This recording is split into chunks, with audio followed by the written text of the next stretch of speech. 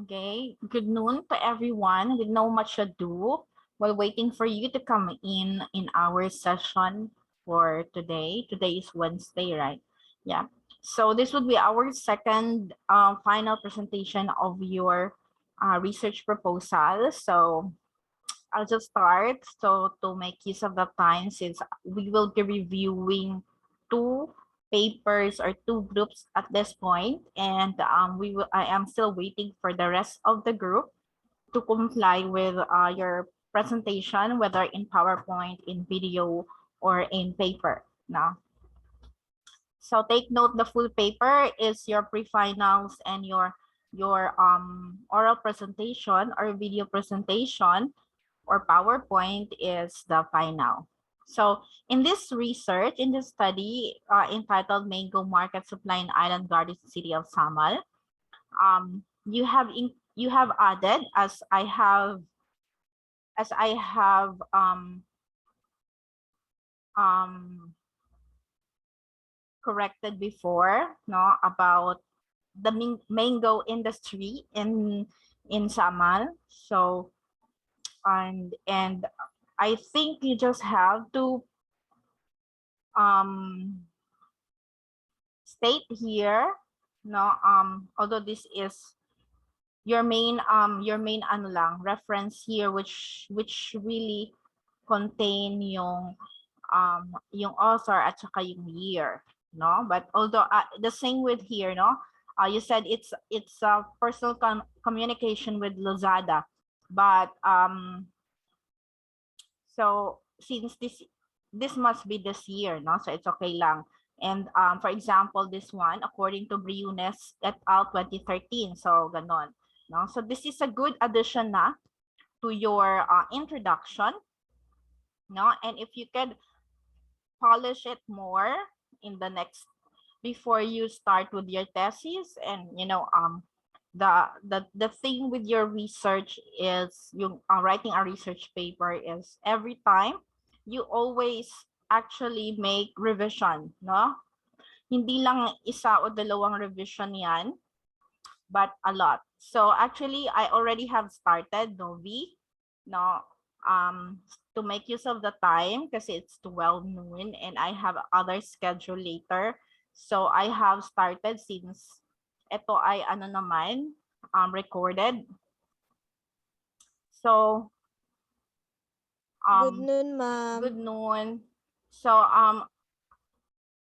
unsa gayta inyong group, Novi? Group 5 po. And kanang mo ba ning mango? Dili, no? Ilaan naman ni ata. Ila Hindi Rose? po, hindi. Dili, no? Okay. So, tahuman na mo sa inyohang presentation. About egg man to amo, ma'am. Egg production. Okay, so ito mo ila Angel ni siya if I'm not wrong. So anyway, again, this is recorded. So you can just go back if ever the group missed the review. So I'll just have I already started discussing kasi last time I already have reviewed this one and made some recommendation, and based on their latest submission, they added somewhat some more information on the mango industry in Samal, and this is good enough already. Although they can still polish this one, in terms of stating the paragraphs na more a more technical siya, and with regards to this one, no, the current problem, and also in Samal, no, as to mango production is concerned.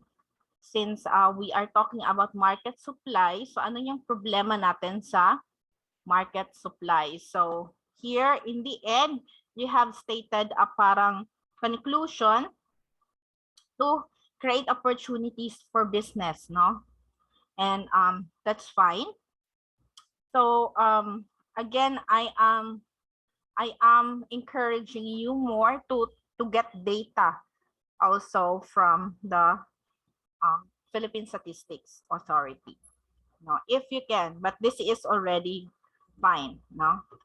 For kasi you as I have said earlier, the thing with research writing is that you always revise, no? There is no final one unless it get published to the journal that once published na siya, then that's the time na mag-stop na po kasi og po ano. After conduct, and then your panel is going to give you recommendations and revision, and then after that, once approved, makagraduate na mo, and then you want to kasi I don't know if we are going to pursue already. The Commission on Education will pursue one of the requirements of the graduates is to be able to publish the research paper sa mga journals. So, but they have plans on that. So once na-publish na siya sa journal, it's for publication, for consideration. Naghanap po kayo na siya og mga critics or mga suggestion from the reviewer, no? So before it is being published. So finally. So for the objectives, I guess this is already okay. Wait lang. The study aims to determine the following question, no? Pag naka-objective siya, wag nang gawing question, no? The study aims to determine the following, kasi question ang nakalagay determine the following na lang siya, no? Omit the question. And then for number 1, the selling price of the market mango supply and prices by node in SAMAL. So be specific. And then how the annual average volume requirement per customer, and you also state in SAMAL. And then what are the mango quality standards, no? The mango quality standards, no? Based on SAMAL market. So, and the impact of climatic condition to mango in terms of supply and production. So that could be it. So I will just send this back to Angel. So significance of the study. Okay, so this is good for the student, for the supplier, the community, and future can be conducted. Future researchers. And for your methodology, so you need to expand more, no? You please explain more, state more on how you get the data, no? What are the survey questions that you're going to do, at saka ano yung research methods na gagawin ninyo, whether quantitative, qualitative, and how do you analyze the data? Descriptive ba siya, ano yung mga survey questions type, no, as well. So please take note of that in your method. So this needs to be explained further or in detail. For the review of related literature naman, you have actually stated some which are already presented in the introduction. That's okay, but you just have to make alteration doon sa introduction or any of the following. So medyo lengthy na siya, no, than before. And you stated here, meron kayong siguro lagyan niyo ng title dito, mango production, no? In SAMAL or basta mango production lang muna. And in here, pricing and discussion. So pricing siguro of mango lang, no? or pricing trend in mango. Somewhat like that. So, and do not forget your references, no? The author and the year. Always, no? So this is a good presentation, no? Yung prices paid by node. But yung ating reference dito, no, should be indicated. So the average volume of requirement cost per customer. So volume of requirements. So mango supply siguro to. No? Instead, mango supply. And what else? So ito medyo ano siya ha, na ano. Baba ko lang. Okay. And same here, no, sa ganitong figure. So magandang dinagdagan nyo ng figure actually, but illustrated in. But you have to indicate again, no, yung reference nito. Mango quality standards. Mango supply manina. Okay. So you have a very good actually information on your review of literature. It's just that you have really to indicate the sources or the references on this. So wala kasing nakalagay dito na reference. And the impact of climatic condition. So like this one, by Minda 2011. So yun yung example ng ating So by the way, mas mauuna yung review of literature bago yung methods and then references. So sa references niyo naman, make sure you follow only one type of format. So if ito yung format ninyo, so ito yung gawin ninyo for the rest, no? Although pag nakaano lang siya, ito meron siyang parentheses, pero dito wala, no? So kung may parentheses siya, no? Uniform niya lang yung format. So of course from this one, dahil ano lang ito website, so if you can extract the title and the year, the better. If not, then this is fine yung mga website. But then please take note kung ano ang nakikita dito sa references, kailangan nandoon siya, saan ba siya nabanggit dito, no? Like when you say Minda 2011, meron bang Minda 2011 dito? Ito, no? When mistake ito, nabanggit ba ito or si Mitra ba? Si Mitra ba nandito sa na sinite ninyo? So you should be able to cite that one, no? So again, for this group on Mango market supply, mas mauuna yung review of literature bago yung inyong methodology. And again, you have to expand further your methodology. Okay? So that would be all. Meron ba kayong tanong or clarification regarding this paper? Anyone? Aya, Novi?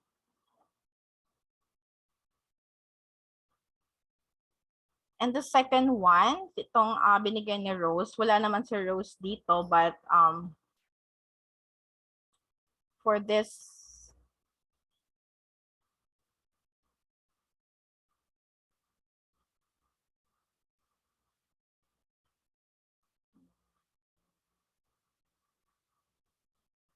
okay, save ko lang itong screenshot. Okay, so moving on. So for this study naman, feasibility study of fermented plant juice as an organic fertilizer. So in your introduction, ganun pa din you've been talking about the use of synthetic fertilizer and organic fertilizer. So, but then, and also, you did not explain further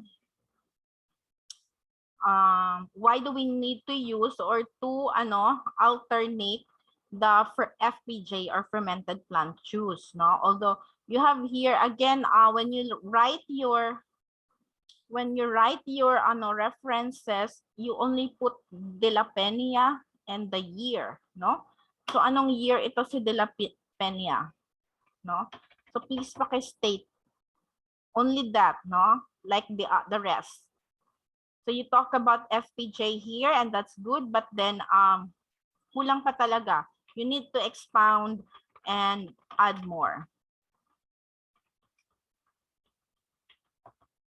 Okay?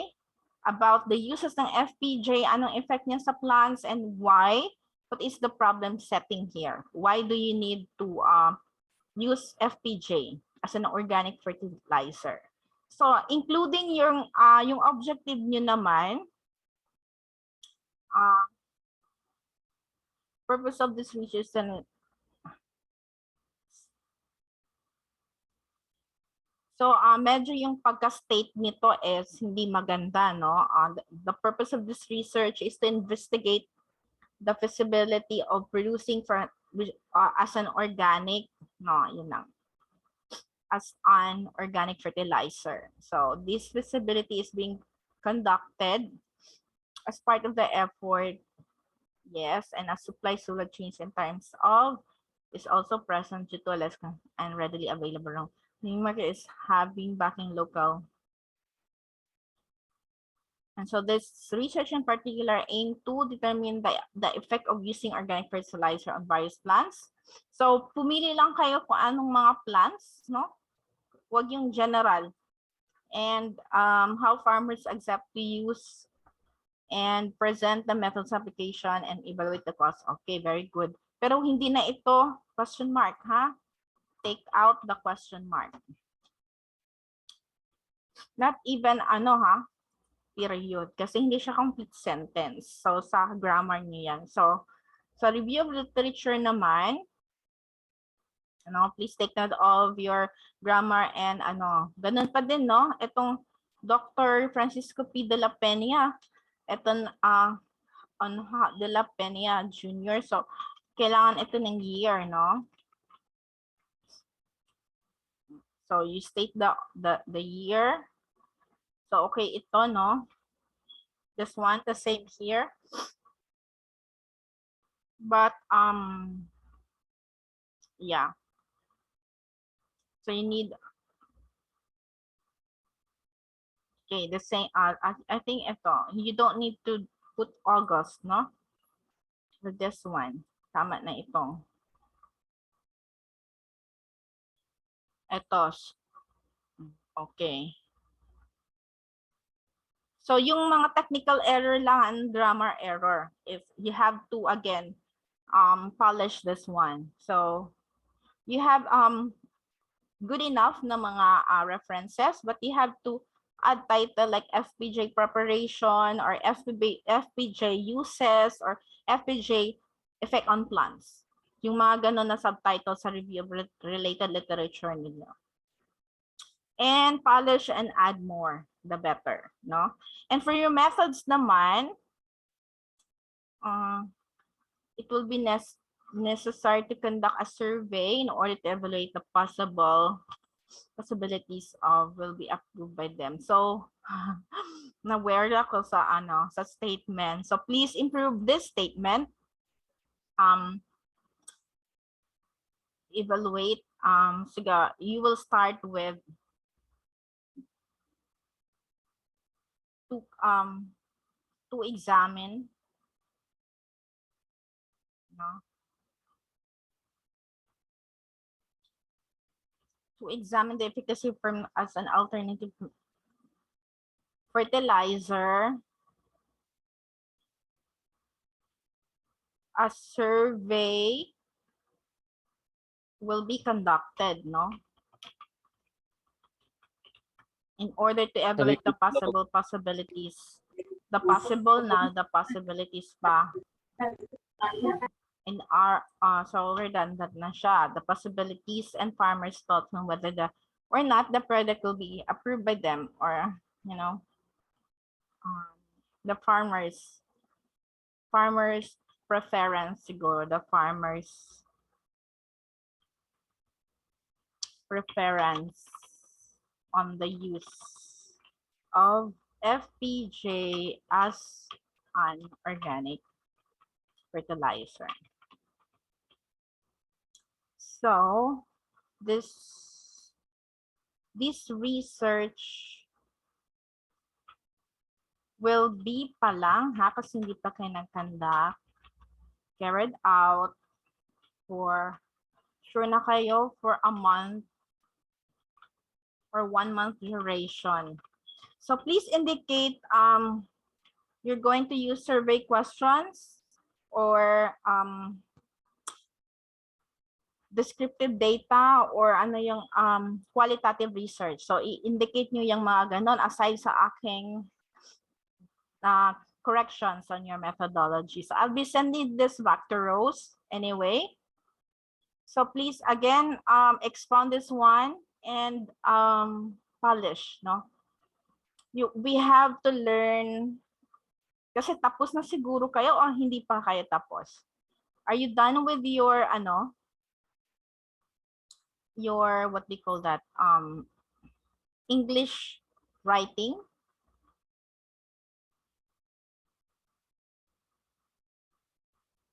No? So I mean writing, technical writing, meron ba kayong ganong ano or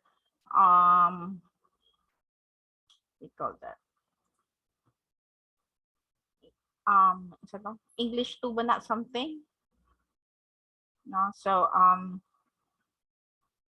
although na-review naman natin lahat yung how to make the different parts, but then in actual when you are going to make your own, it's really difficult. I understand that. And it only needs constant practice, constant repetition, revision, no? So you are also going to compute for your return of analysis on investment or analysis, no? If makakuha kayo ng, and please improve your references. This is not the actual format, no? So please make a format na apa ba siya? So one format only. You just choose, no? And when you make a feasibility study, so yes, you can compute this one, but also the cost, no? So and you also state in your methodology kung how do you conduct your interviews or your surveys. Okay, so do you have any questions or clarification pa? So we will not end actually from here, although this is the last week, but once na ibalik ninyo sa akin yung mga paper ninyo, I will make some recommendations and corrections again and again. So, and for that, hanggang matapos na tayo sa ating panel defense. So the panel will have their final say kung papasa ba yung inyong paper or yung study ninyo, no? So do you have any questions or clarification before mag-end tayo? Kasi we also spend already almost 45 minutes na.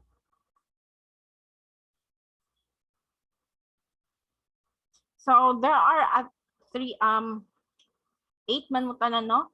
So naapay 5 ka grupo na kailangan mag-submit sa kuha, and you have until Friday.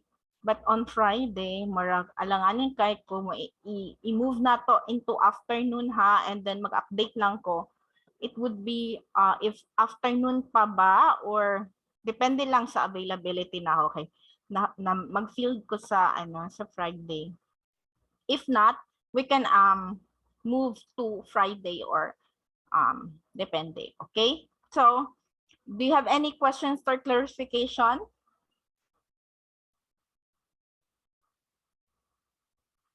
So again, I made some correction pero hindi dito nagtatapos ang lahat kasi you are still final naman ninyo, although on the last minute you can still change your research, but sayang naman, no, kung dili pa mo at this point, dili pa mo mag-fix sa inyong gusto kasi waste of time lang. So actually ito, preparation na ito para sa gawin ninyong thesis, no?